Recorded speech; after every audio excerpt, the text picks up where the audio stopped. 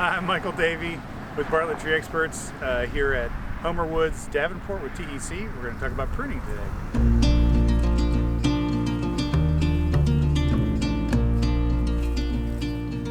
I guess the first thing to have is good tools when you're pruning. You need to have sharp tools. Some of the better pruning tools for smaller trees, probably the best one is like a handsaw like this. It's got these kind of, they call it Japanese style teeth. And they have, they're triangular, they have a little bevel at the end. It looks kind of distinctive. A lot of people have something like this, which is like a bow saw. It's not very good. It's kind of, they're a little rough. It's kind of better for cutting bigger stuff, like Christmas trees or kind of bigger limbs. But it's hard to do small stuff. It's rough. It's going to grab into it. These are definitely better.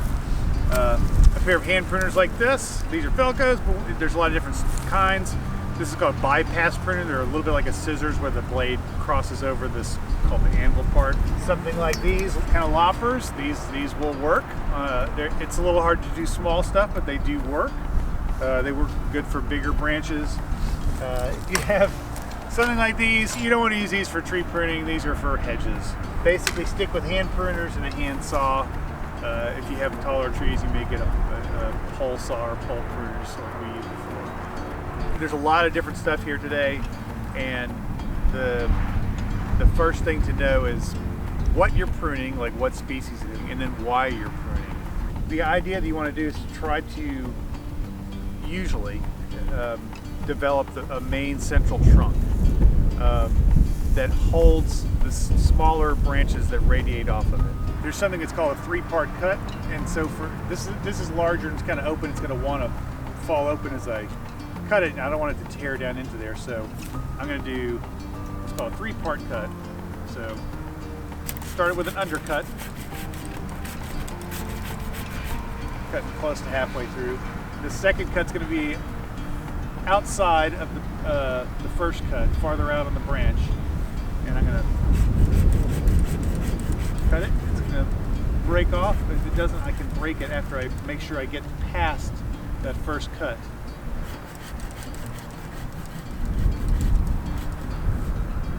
So it's actually bypassed the two cuts, so I'm going to break this off. That's pretty easy there. So okay, so this is the Redbud. This is generally a smaller growing tree. They sometimes get to be like 20, 25 feet tall, occasionally bigger, but again, they're very prone to kind of narrow forks. This one's pretty good. The bigger thing here, again, you don't have to worry quite as much about the structure. It's not going to be a big tree that's going to have dangerous things coming out, but I would still recommend when you have the opportunity on some like larger side limbs that you kind of, as they're young trees, reduce those, encourage kind of central leads. It looks a little bit better, and they still will have big limbs develop on the side with a lot of light, and they're more prone to tearing out. If you have just a lot of big side weight, you can see a more distinct branch bark. It's called a branch bark collar. It's like this little shoulder around the base of the branch, and you can see where the trunk tissue is kind of going around the branch tissue. They kind of overlap there, and so that makes it easier to know where to prune when you have a distinct branch bark collar. You just go just outside the collar, and on this guy, I'm just going to kind of clean up some of this congestion, get it raised up a little bit for people to kind of get around it. So again, right here you have these 1, 2, 3 branches that are very close together. This one's a little bit narrow. It's part of it's low. I think I'm going to go ahead and just take it out. It's not so big that I need to do a three-part cut, but I'm going to hold it.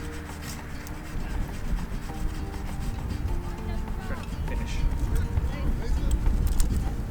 This is just an aesthetic thing. This is kind of growing back into the center.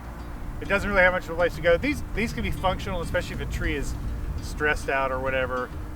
You can leave some of these for a while just to, because if it's alive, they'll produce leaves, they'll produce food.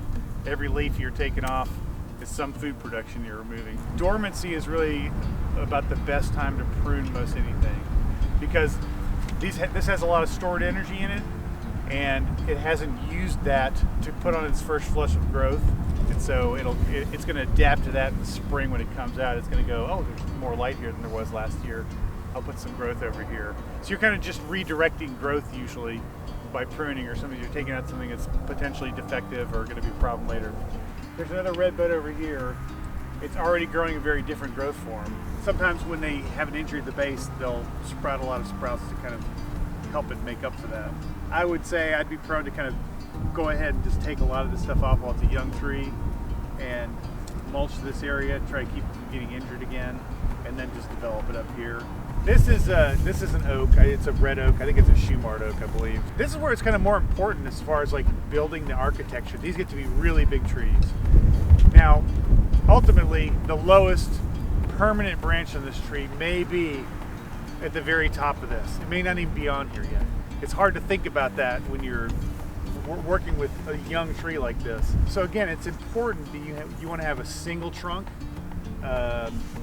with smaller branches coming off of it, because here's a side branch which is almost as large as the main trunk.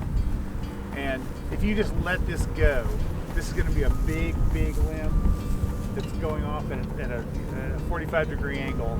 So right now, I'm going to go ahead and raise up just some of the low stuff. This is an American plum, so it's a smaller growing tree. They can get to be maybe 20 feet tall, but very often they get a place like this, it'll be kind of a smaller tree. It has these smaller sprouts coming at the base. We're just going to clean up some of this low stuff, take out a couple of little crossing interior things to make it look a little bit better. I think if we get the low stuff off too, we'll get a little tree protection on there. So that's what I'm going to do right now. These I can just cut straight off first, and I'll cut the stubs off after.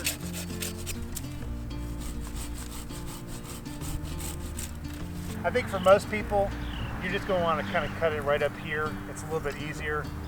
Usually it'll kind of die back. I'm going to cut back in here a little bit. I'm still probably going to nick the trunk a little bit, though. So I think for most people, you may want to just cut it right up there.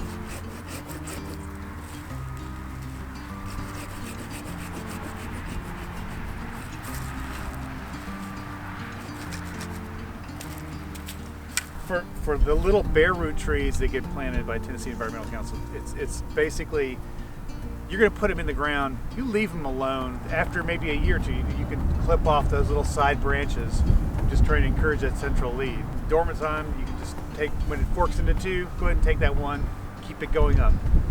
So it's great. Because you just do a couple little dinky cuts every year, that's all you need. You don't have to do bigger cuts later on.